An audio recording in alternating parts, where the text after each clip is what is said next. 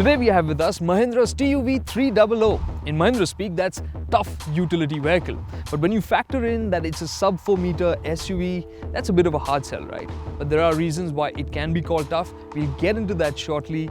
Yes, this isn't the first time Mahindra has done a sub 4 meter vehicle. They have the Quanto, which was essentially a chalked up Xylo, an MPV. And this, Mahindra insists, is their first proper shot at the sub 4 meter SUV. It's sharing bits from other vehicles in the Mahindra portfolio, which is a good thing, and we'll get to that shortly, and we'll tell you all about the TUV300 now. The TUV might be small, but it is loud. Its angular grille seems to have been inspired from the latest generation of Jeeps, and its chunky design seems to take inspiration from the iconic Humvee. Clearly, the TUV has been designed to grab attention and eyeballs. Now, in the flesh, in terms of design, the TUV has been a bit surprising. First, the good stuff, it doesn't have the over-the-top elements like we've seen on the XUV. It's much cleaner, has the geometric design theme, has the squarish look. You can see it on the wheel arches, the edge is all very straight.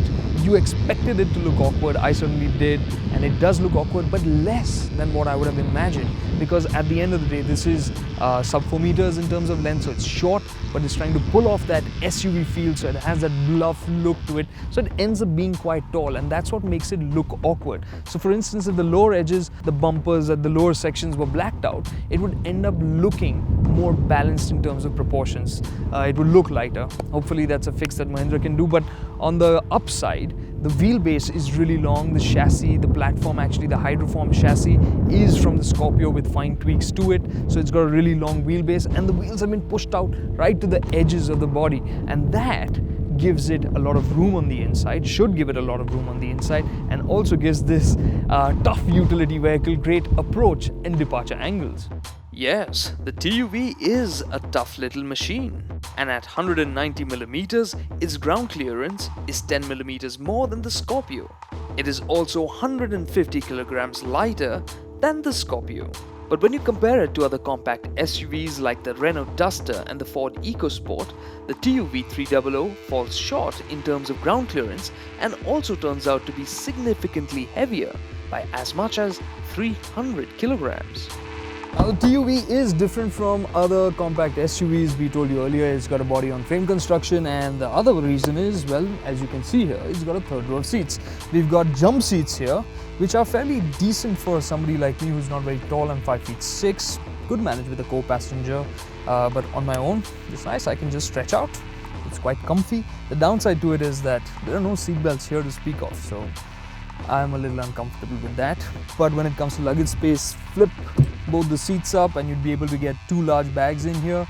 So compared to the EcoSport, this would be better, but compared to something like the Duster, well, it's definitely tighter than that. And you do have a high sill here, so loading luggage will take some effort. Now, the driver's seat is set in my position, and you can see the amount of knee room on offer here. It's really impressive. Under thigh support is good, and along with that, you can push your feet forward under the seat in front of you. So really comfortable in that sense. You've got plenty of headroom here. And in terms of width as well, it's quite impressive. I mean, if you're sitting 3 abreast, it would be fairly comfortable as well. And then you have the sense of airiness inside the cabin as well, because the windows are large and right up here next to you. So really impressive in terms of the sense of space that you get on the inside. Now, when you step into the front, it's really a pleasant surprise because you can see the design at Mahindra maturing. There isn't a flurry of colors and textures. Everything is much cleaner, neater, and just seems more appealing because of that. Nice center console here with a gloss black finish and a chrome trim. Just a few textures here for the black material here and the beige section here. Some bits do feel a bit flimsy in terms of the plastics, but by and large the cabin is nice and impressive. Chunky steering wheel, good supportive seats, great amount of space. So it's got a fair amount of equipment as well. You've got Bluetooth connectivity, you've got steering mounted audio controls. All of that is there. Mahindra is also making a point here by offering ABS and airbags across the variants. It's an option even on the base trim, which doesn't even get a music system. That's really a nice step. But by and large, when you look at the interiors, the thing is, some of that premiumness that you would get on something like an EcoSport is a bit lacking on the TUV. Smarter colors and design for the seat fabric and better fit finish would help lift the ambiance of the cabin. Now let's get a quick taste of the TUV300's ability to move. This Mahindra has a longitudinally mounted engine that sends 84 bhp of power and 23.4 kilograms of torque to the rear wheels. TUV's engine is derived from the Quanto's 1.5 litre 3-cylinder diesel engine, but here, because of the raft of improvements in terms of efficiency and refinement, it has been given the M-Hawk status. It's called the M-Hawk 80. And really on the go, what impresses is the drivability, because the company claims peak torque coming in at 1500 RPM, and it really does feel that way. It makes it very easy to drive, so you can sit around at higher gears at lower RPMs and just amble along comfortably. The thing is though that it runs out of breath pretty early, so about 3000 RPM, little bit more than that you could push it, but after that it's really not making much progress. Now there's also an eco mode along with this engine. It's a little switch here to activate it on the right hand side of the steering wheel. What it does is it dulls the throttle response, so it just gives you better fuel efficiency. In that mode, it gives you a bit more fuel efficiency in ARAI figures. Mahindra, as it is, claiming about 18.5 kpl in ARAI testing in the standard mode. But they say that with the eco mode on, it should be a lot more fuel efficient in real world conditions. So overtaking and making quick progress down the highways will require a bit of extra effort. And when you do rev the engine, the 3-cylinder thrum becomes apparent on what is otherwise a smooth engine. However, the 5-speed gearbox feels a bit notchy to use. On the upside, Mahindra will offer an automatic transmission as an option. This automated manual transmission is offered on the top two trims.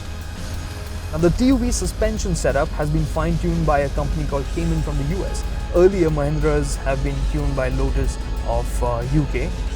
And this setup really seems to be working because it feels quite tidy. Around this test track in Chakan, other Mahindras have felt quite understeery. The TUV actually is managing to steer quite well. It's riding well too. The only thing is that yes, it's a body on frame chassis. It's got big tires, 75 section rubber, so a lot of unsprung mass there, which means there is some lumpiness to the ride. But on the whole, it seems like a good step up, and we can't wait to test it outside on public roads. So the TUV300, although impressive, doesn't steer with the car-like eagerness of its rivals. And the smooth surface of the test track didn't let us really explore how the suspension would cope with our typical Indian roads. So the TUV300 is a compact SUV with a twist, as it gives traditional SUV toughness as much weightage as urbaneness and modernity. Sure, it isn't the slick contemporary package that we take for granted these days, but under that awkward shell, the TUV300 has enough substance to be of genuine interest to the compact car buyers in India. And Mahindra has launched the TUV300 in 3 variants with the option of an automatic gearbox as well. These variants come at price points that make a promising package all the more attractive.